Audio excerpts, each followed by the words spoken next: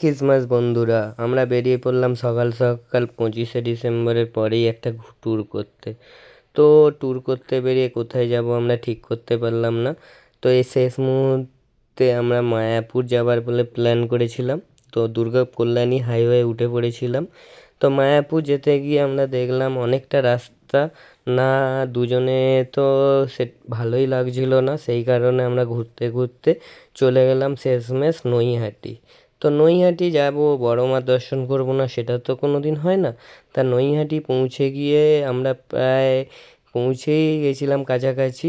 তো নৈহাটি এসে আমরা বড় মা দর্শন করব বলে লাইনেও দাঁড়িয়ে পড়েছিলাম, প্রচণ্ড লাইন, সেই ভিড় লাইন ঠেলে আমরা ঠিক করছিলাম।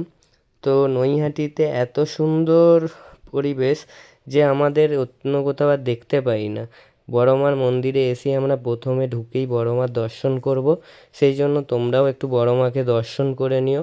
বড় মা ধর্ম যে যার, বড় মা সবার, এটা বড় মাই বলেছেন, সেই কারণে এটাকে একটু আমি ভালোভাবে হাইলাইটও করে দিয়েছি।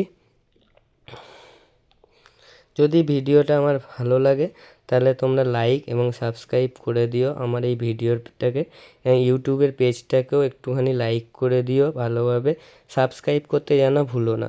বড় মা সবার মঙ্গল করে। জয় বড় মা কি জয়। বড় মার দর্শন করে আমরা বাড়ি ফেরার পথে চললাম এবার তো বড় মার দর্শন করে নিয়েছি, তোমরা আমার পেজটাকে একটু লাইক করে দিও।